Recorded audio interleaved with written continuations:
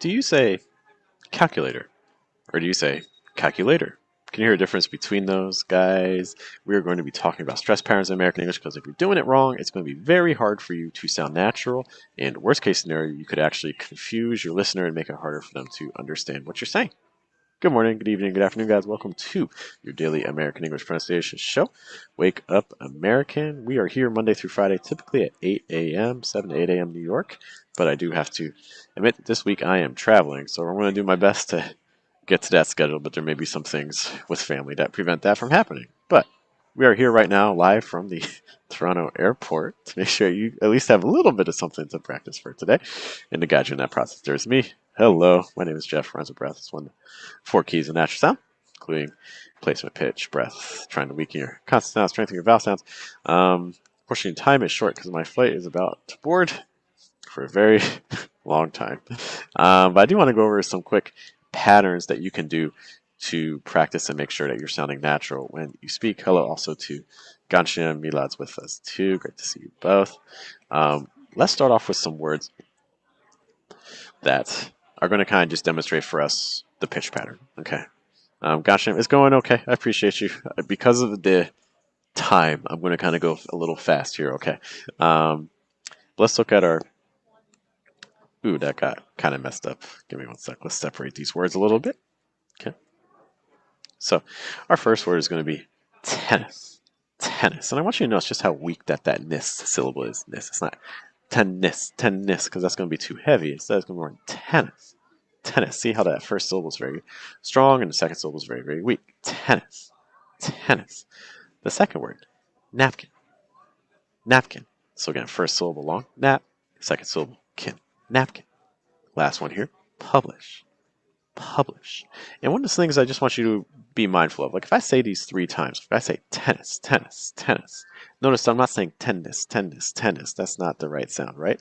I'm also not saying tennis, tennis, tennis, because these are situations where I'm actually changing the stress pattern. This is not the natural pattern you're going to hear in American English. Okay, so we want to be mindful of that. Or same thing with like napkin. It's not napkin, napkin, or napkin, napkin, napkin. No, it's napkin, napkin, napkin. That reduced syllable you want to be very, very mindful of.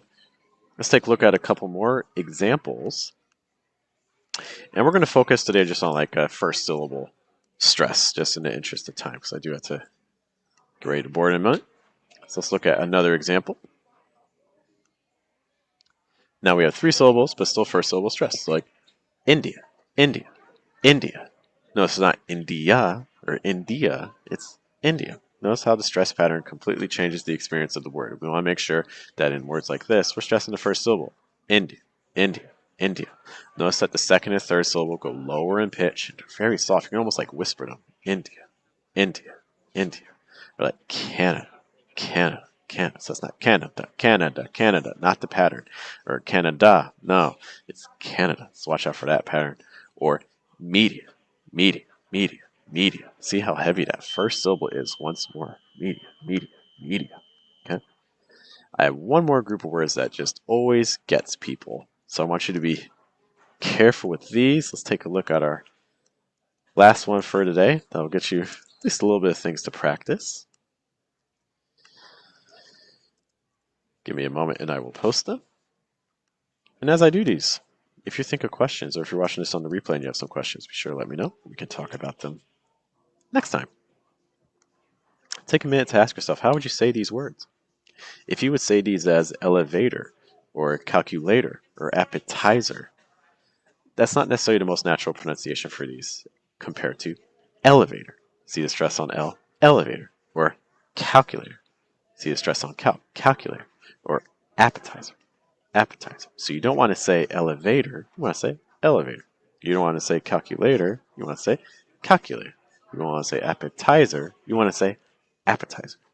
The key thing is you don't want to go up in pitch on the third syllable. You want to just keep moving down. It's like elevator, elevator, calculator, calculator, or appetizer, appetizer. And it just keeps going down, down, down, down, down. Okay, so continue watching out, especially with words like this. They confuse students all the time, and there's so many like that. I'm happy to look at more in the future. If that sounds like something you'd be interested in, you can let me know in the comments. All right, guys, I do have to go get ready to board, but hey, it's good to see you a little bit. I will talk to you as soon as I can. I hope you guys have a good day. Have a good night. Have a good afternoon. Bye.